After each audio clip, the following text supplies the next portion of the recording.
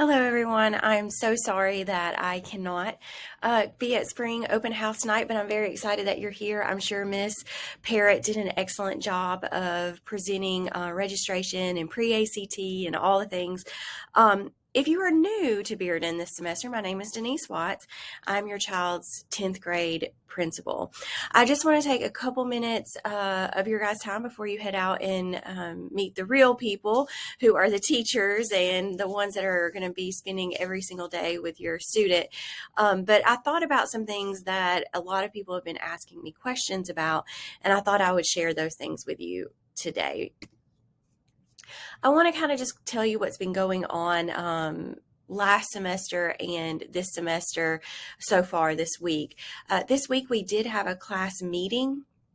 A class meeting is where we have the entire sophomore class come into the auditorium, and when they're in the auditorium, we reiterate expectations, rules, and what it should be like to be a Bearden sophomore.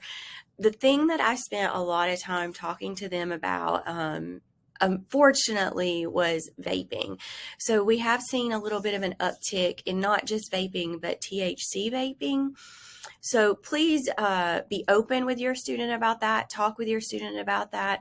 I shared with the students that it's the hardest part of my job when I have a student in my office who I have to tell them that they can't come back to school for 180 days because of something they have in their backpack. It's really sad, and it's also really, really dangerous. So that would be a good open communication that you could have with your student if you would like to discuss that with them. The other thing I spent a lot of time on was just that we class cuts and making sure you go to class, making sure you come to school so that you can learn.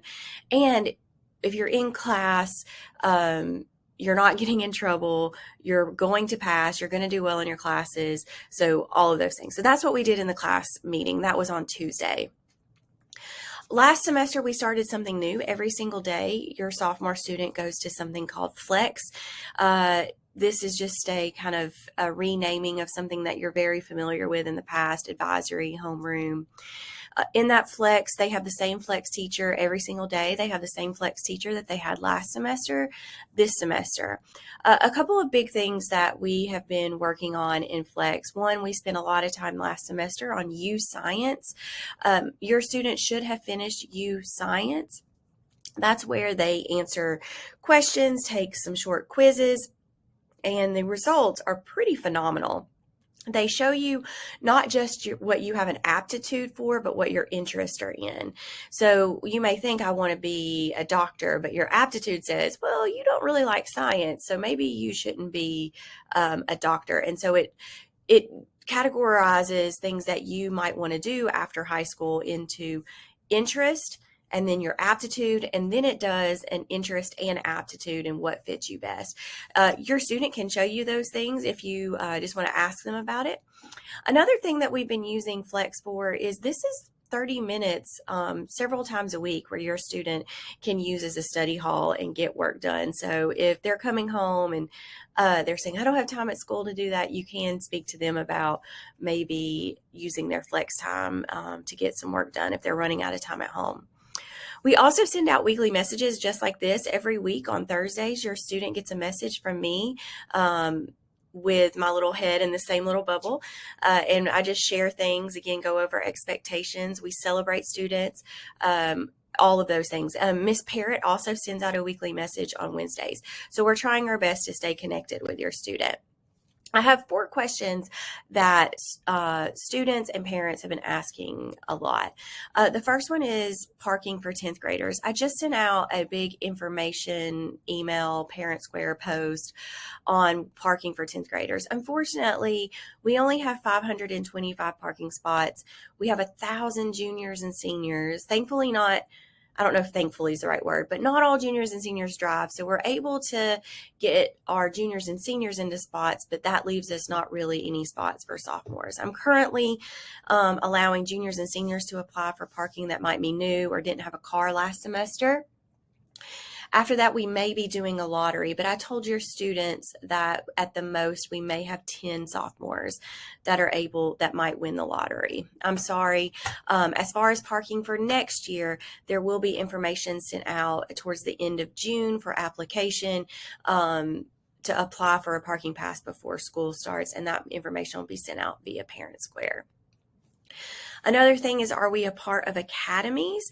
The short answer to that is no. So your student is going to continue the traditional comprehensive high school path. I will continue to be their principal. Miss Parrott will continue to be their counselor. That is, unless there's like some kind of crazy staffing change or something like that. But the only students that will be participating in the academies are the current freshmen right now, because the academy pathway is a 4-year pathway, and it would be unfair to start our students halfway through the game into that. So we're going to keep them on that traditional path, but don't worry, we are still providing rigor and preparing them for post-secondary.